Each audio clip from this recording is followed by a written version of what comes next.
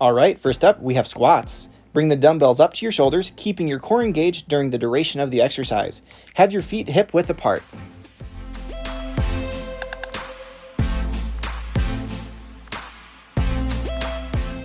Alright, let's move to a side view.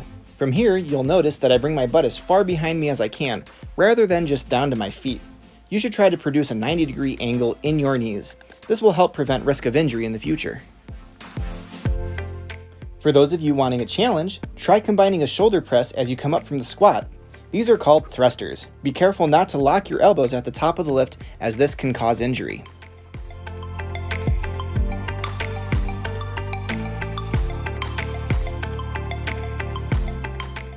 Romanian deadlifts, also known as stiff leg deadlifts, are a great exercise for targeting the hamstrings. For this exercise, remember that the majority of the motion should happen at your hip joint and not at the knees.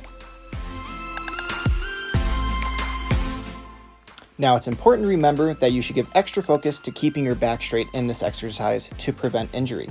In this exercise, bend until you feel a comfortable stretch in your hamstrings before returning to your standing position.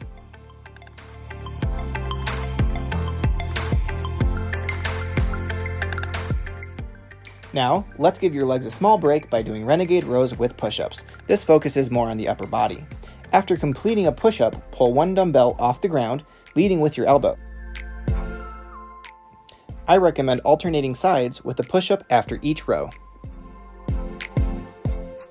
You've probably already noticed I have my dumbbells set at an angle. This is to help match the natural angle of my wrist joints and hand grip. Adjust your dumbbell placement as needed.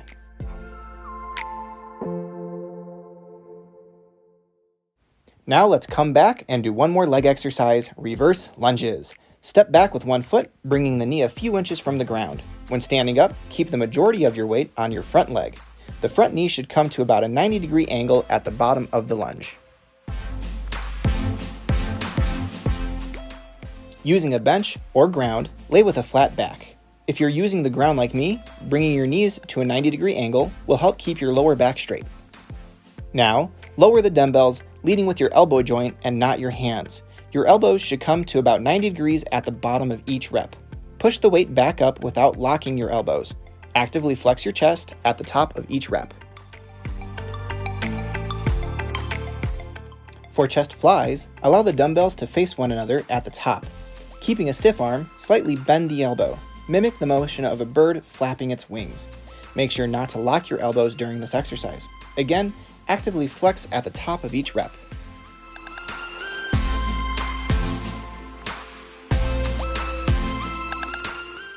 Bicep curls can be done in a standing or seated position.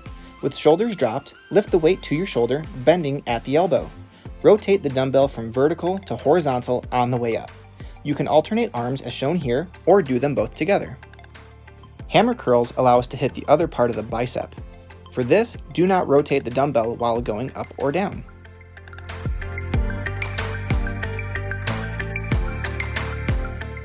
With tricep extensions, it's important to engage your core by flexing your abs. This will help keep your back straight and prevent injury. Lower the weight behind you while keeping the dumbbell vertical at all times. Keep your elbows pointed directly up. Once a comfortable stretch is felt in the triceps, push the weight back up, flexing at the top.